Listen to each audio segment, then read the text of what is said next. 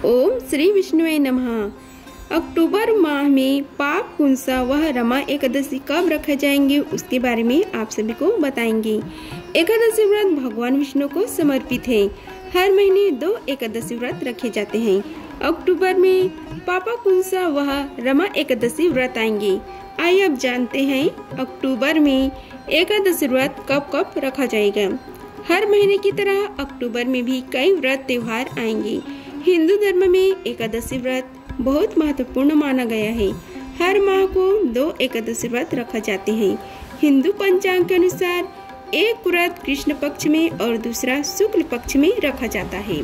अक्टूबर में भी 2 एकादशी व्रत रखा जाएंगे।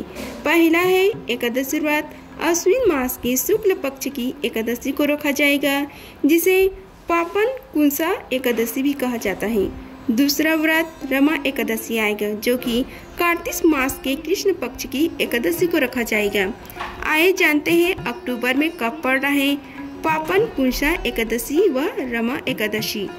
अक्टूबर में पड़ने वाली एकादशी की शुभ मुहूर्त व तारीख के बारे में जानते हैं। अक्टूबर माह में पहला एकादशी व्रत 13 व 14 अक्टूबर को रखा जाएगा, जो कि पापन कुंसा एकादशी का व्रत होगा। वही दूसरा एकादशी व्रत 28 अक्टूबर को रखा जाएगा, जो कि वह रमा एकादशी व्रत होगा।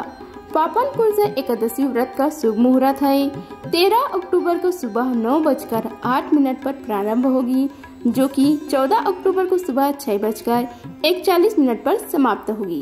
दृक पंचांग के अनुसार पापन कुंसा एकादशी व्रत 2 दिन रखा जाएगा। यह व्रत 13 और 14 अक्टूबर को रखा जाएगा।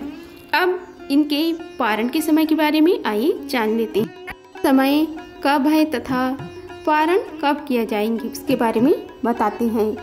पाप कुंसा एकादशी व्रत पारण के समय 13 अक्टूबर को एकादशी व्रत करने वाले लोग 14 अक्टूबर को व्रत का पारण करेंगे। 14 अक्टूबर को व्रत करने का पारण शुभ मुहूर्त दोपहर 1:15 से दोपहर 3:33 तक रहेगा। वही 14 अक्टूबर को व्रत करने वाले लोग अक्टूबर को एकादशी व्रत का पारण करेंगे। 15 अक्टूबर को एकादशी व्रत का शुभ मुहूर्त है सुबह 6:21 से सुबह 8:39 तक रहेगा। ये जानते हैं पापन कुंसा एकादशी व्रत की पूजा विधि के बारे में। एकादशी के दिन सुबह उठकर स्नान करें, भगवान विष्णु के समक्ष व्रत का संकल्प लें। इसके बाद मंदिर को साफ करें। एक वेदी पर भगवान श्री हरि विष्णु और माता देवी लक्ष्मी की प्रतिमा स्थापित करें। भगवान का पंचामृत से स्नान करावें। पीले फूलों की माला अर्पित करें। हल्दी या फिर गोपी चंदन का तिलक लगाएं। पंजरे और पंचामृत का भोग अवश्य लगाएं। विष्णु जी का ध्यान करें और पूजा में तुलसी पत्र शामिल करना न भूलें। आरती से पूजा को पूर्ण करें। पूजा में हुई गलतियों के लिए क्षमा याचना करें। गरीबों की सहायता करें। दिन पारण समय के अनुसार व्रत खोलें। मंत्र है पूजा का ओम ह्रीं श्रीं क्रीं क्लीं श्रीं लक्ष्मी मम गृहे धन पूराय चिंताय दूराय स्वाहा। आप सभी को पापन कुंसा एकादशी व्रत की कथा का रसपान कराते हैं।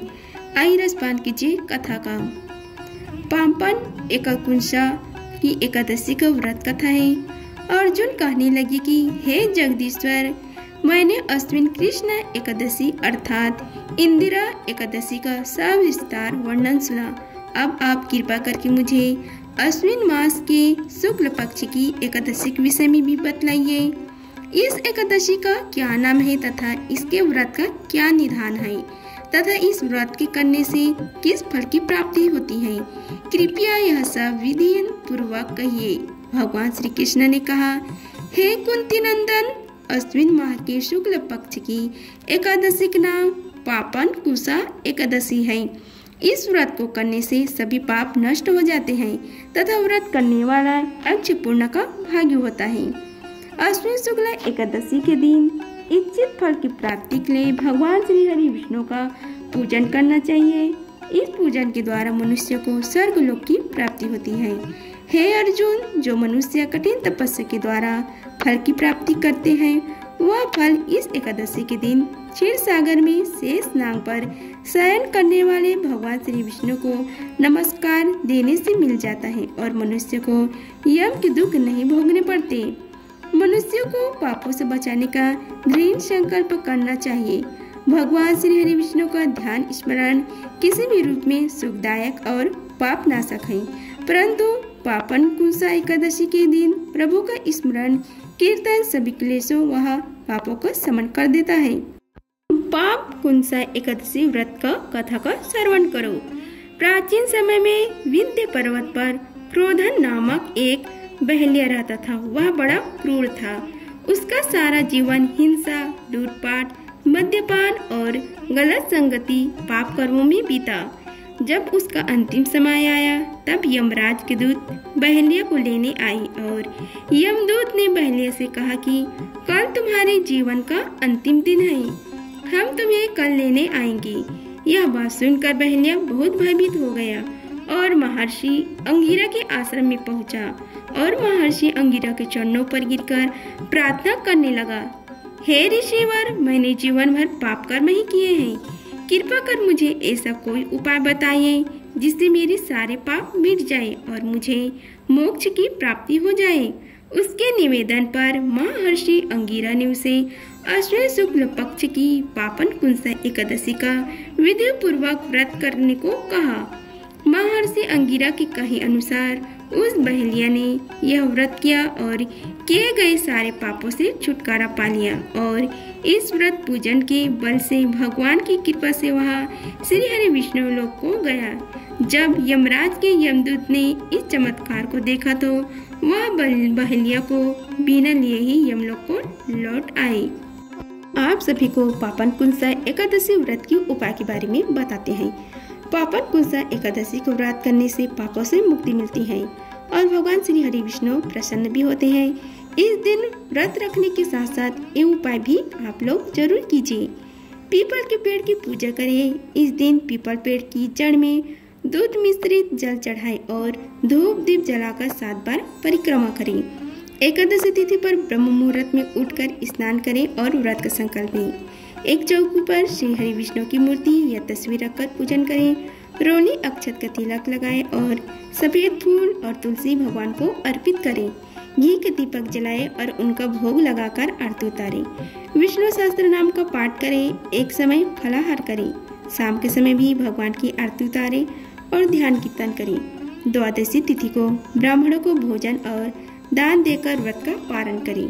पद्य पुराण के मुताबिक इस दिन सोना, तिल, भूमि, गौ, अन्न, जल, जूता और छाते का दान करना शुभ माना जाता है। इसी पर भगवान श्री हरि विष्णु तथा लक्ष्मी जी की पूजा करें। उन्हें पीले चंदन और केसर में गुलाब जल मिलाकर तिलक करें। इसी तिलक से स्वयं भी तिलक लगाएं और काम पर निकले। ऐसा करने से कार्य अवश्य पूर्ण होता है। एकादशी के दिन व्रत करें और उस दिन एक नारियल को थोड़ा सा काटकर उसमें बूरा और देसी घी मिलाकर भर दें। फिर इस नारियल को वापस बंद कर दें और किसी ऐसे स्थान पर मिट्टी में थोड़ा सा नीचे दबा दें जहां आसपास भी चींटियों का बिल हो। जैसे जैसे चींटियां उस घी में मिले बूरे और नारियल को खाएगी, आपकी आर्थिक समस्या खत्म होने लगेगी। कुछ ही दिनों में सभी तरह की आर्थिक समस्या दूर हो जाएंगी। एकादशी के दिन डंठल वाले पान के पत्ते पर रोली अथवा कुमकुम से श्री लिखकर भगवान विष्णु को अर्पित करें। इसके बाद पूजा करें। पूजा पूर्ण होने के बाद इस पत्ते को लाल कपड़े में लपेटकर तिजोरी में रख लें। ऐसा करने से जल्दी नौकरी में प्रमोशन होता है। बिजनेस करने वाले के लिए भी नए अवसर खुलने लगते हैं। एकादशी पर भगवान कृष्ण को नारियल और बादाम का भोग लगाएं।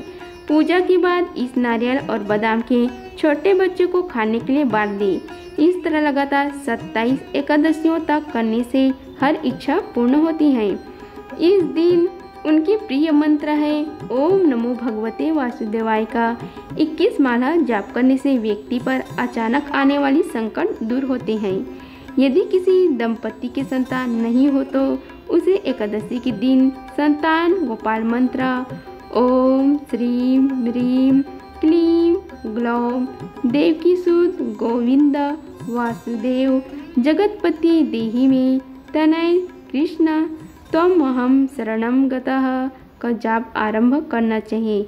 इस मंत्र का प्रतिदिन एक माला 108 बार जाप करने से शीघ्र ही संतान होने का योग बनता है। अगर आप सभी को हमारी वीडियो अच्छी लगी होगी तो वीडियो को लाइक कीजिए, चैनल को सब्सक्राइब कीजिए और कमेंट बॉक्स में ओम नमो भगवते वासुदेवाय लिखिए। धन्यवाद। मिलते हैं अगले वीडियो में, तब तक के लिए जय श्री राधे कृष्णा।